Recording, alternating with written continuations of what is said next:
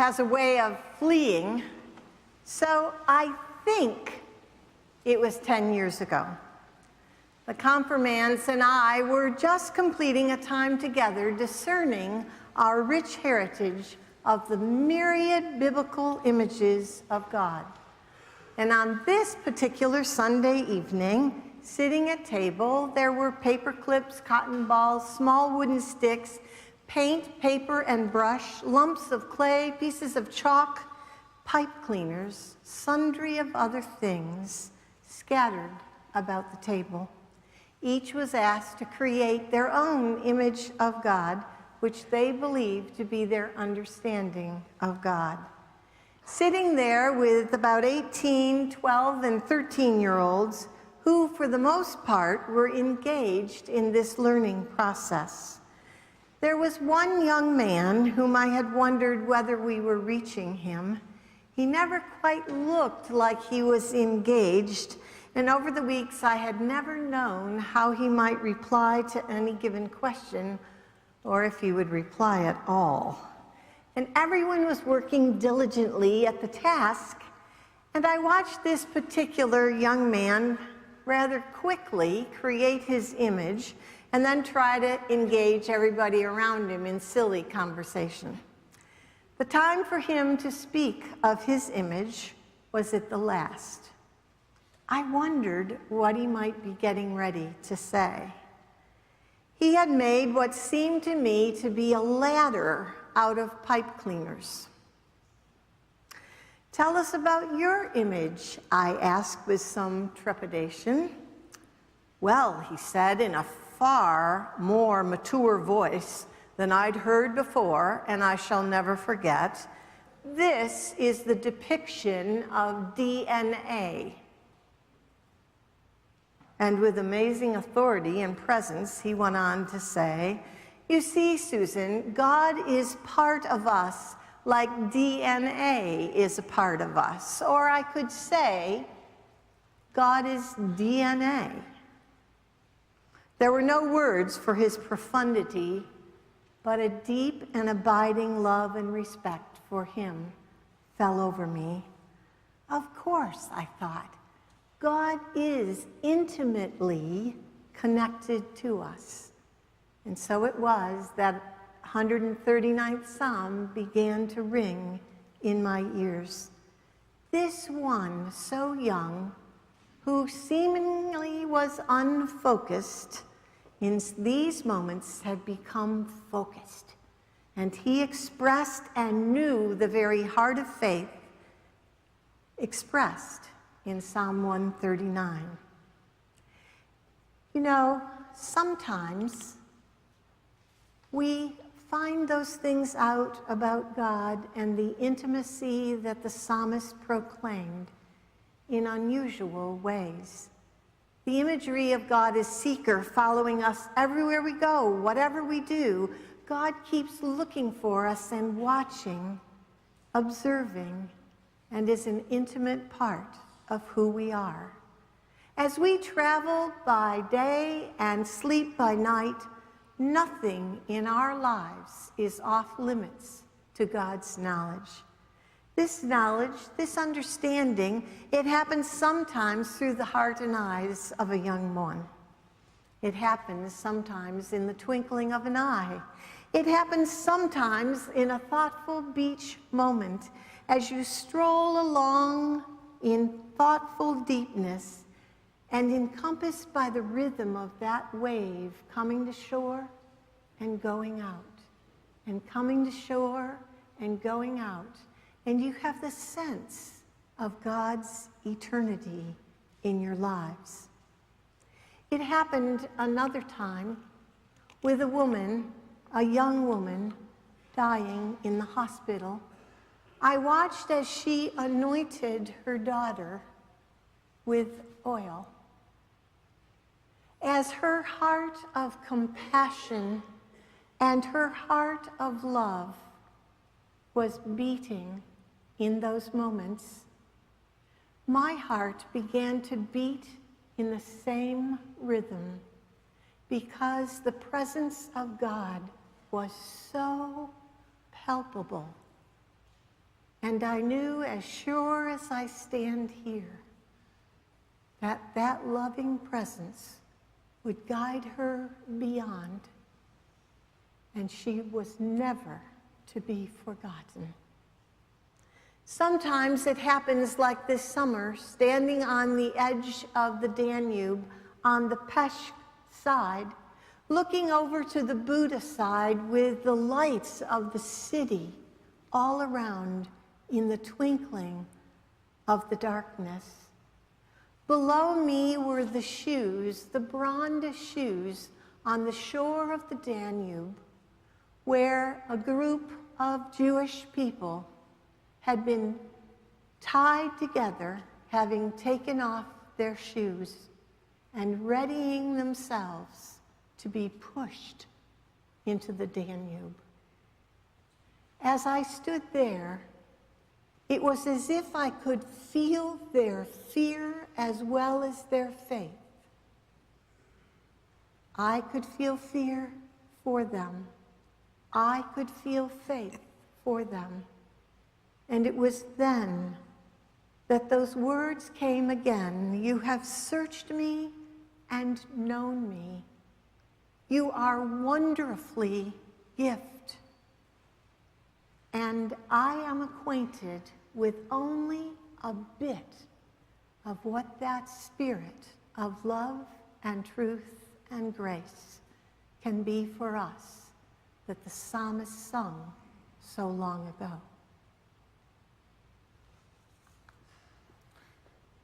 It was more than a few years ago, back in that last century that we've passed.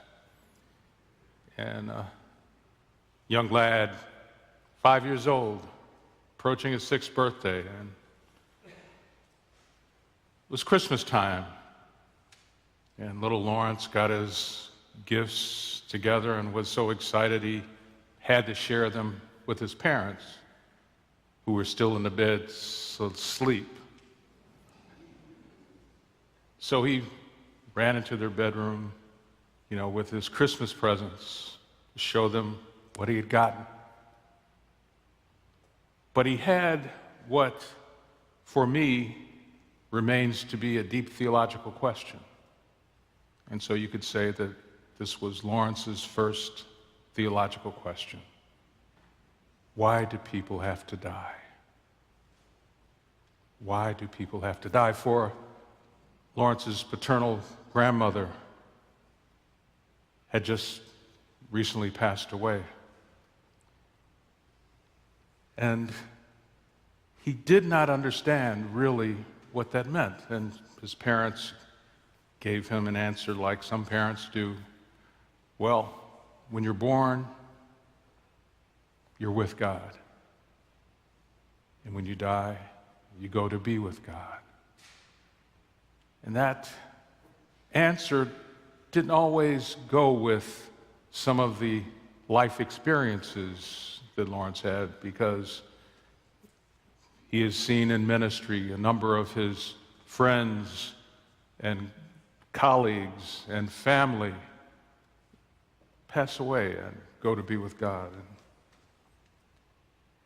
And so there was this one time where there was an answer that was unexpected.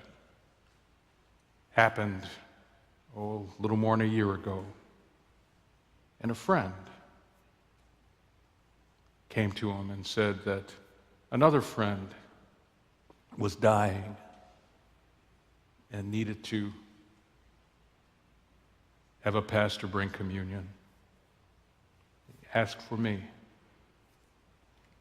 And although I was busy, I have these things to do, I have all these responsibilities, but maybe I can go the next day or the day after. No, I prayed and went that day. And I'd been warned that this person had been in and out of consciousness and may not have been alert. But when I stepped into the room, I was greeted with his head lifted up off the pillow and a bright smile. we shared time together of Scripture and prayer and the Lord's Supper. That was, for me, I felt an ushering in of a sense of the presence of God, a true connection with the holy in those moments there.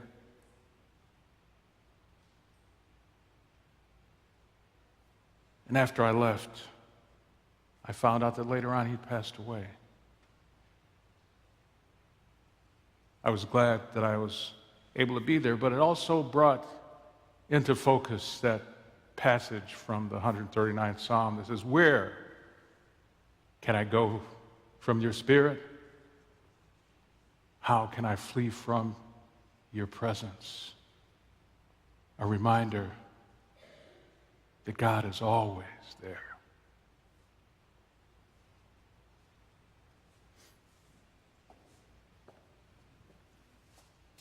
I come to the end. I am still with you. Years ago, I lay in a hospital bed trying to recover from a major operation. My body was weak, and I feebly struggled toward wellness. A couple of days passed, and I realized I wasn't getting better. An infection raged, and its source within me could not be found. You know it's serious when they bring the X-ray machine to your quarantined room. My doctor spoke what I had been feeling. "I'm worried," she said. At that point, I was even weaker. I lay dying. Past the point of being uncomfortable, I began to long for familiar aromas to replace the hospital smells. I called up memories of picnics on warm, sunny days, soft blankets spread on green grass. I wondered if food would ever taste delicious again, if I would ever feel the refreshingly cool lake water on my skin. I didn't know my future. And then, the friend of a close friend came to see me. She was a chaplain in the hospital and had been trying to visit me all week. It was late on a Friday afternoon, and she was tired. "What can I do for you?" she asked. We talked for a few minutes, and then she asked again, "What can I do for you?" "Hold my hand," I requested. She held my hand, my hot, limp, sweaty hand, and we both closed our eyes. I don't know what happened for her, but here's what happened for me. A warmth came through her hand into mine and spread throughout my body. Heat, but different from fever. It was a healing warmth that relayed in its comfort the message, "I am here." I experienced a little bit of renewed strength. Our hands now grasped tightly together, a human bond through which the divine penetrated. She was there at what I thought was my own end. God was there working through her. Her human warmth, her hand, provided a lifeline for me when I needed it. God is present at our beginnings, knitting us together in our mother's wombs. God is here throughout all of our life's journeys. God is with us at the end. We are surrounded by God's light, bathed in God's love, honored and enhanced by God's everlasting presence, still and always. God did not abandon me. God was present at what turned out not to be the end for me. God was with me in the struggle. God was made known in the kindness of the loving hand which held mine. I come to the end. I am still with you. Psalm 139 ends somewhat, shall we say, surprisingly. After 18 beautiful verses extolling the myriad ways that God knows us intimately, after making it clear that we are both fearfully and wonderfully made, the psalmist begins to rant about his or her enemies. And rant might actually be too light a word.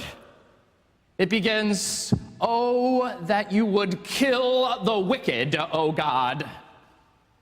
And then goes on, "Do I not loathe those who rise up against you? I hate them with a perfect hatred." I hate them with a perfect hatred. Harsh words. Not exactly together in ministry Sunday kind of words. Words that make us want to get out our whiteout and pretend like those were never there.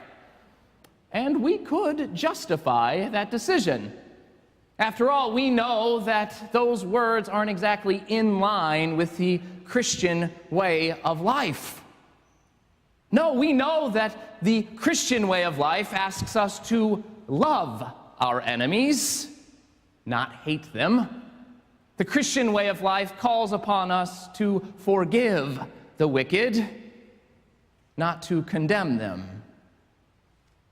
It's part of what makes finding an answer to something like the atrocities in Syria so difficult.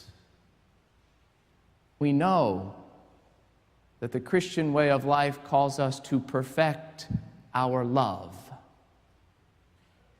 not our hatred. But we also know that it's really hard. It's hard. It's much easier to say we're supposed to love our enemies than it is to actually go and do it. It's much easier to say we know we're supposed to forgive others than it is to actually forgive them. The truth is, we all feel the things from time to time that the psalmist writes. So maybe the psalmist is just being honest. In other words, if we're wondering how the psalmist can switch from speaking about how God knows us intimately to calling for the death of his enemies, perhaps it's because he actually believes the first part. Maybe he believes the part about God knowing him intimately and so is unafraid to just say what he's really feeling. Friends, this is the promise of grace. Grace, the grace of God, says that there is nothing we can do or say to lose the love of God. Do you hear?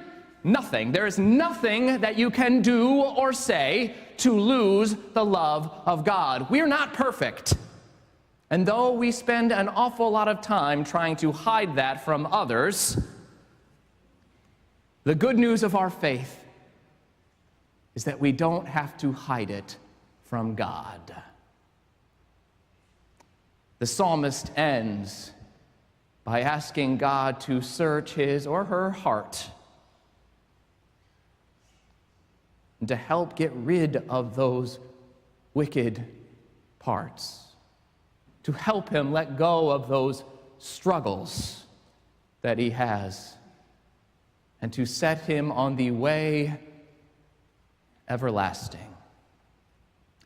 So maybe the next time we find ourselves standing in the need of prayer,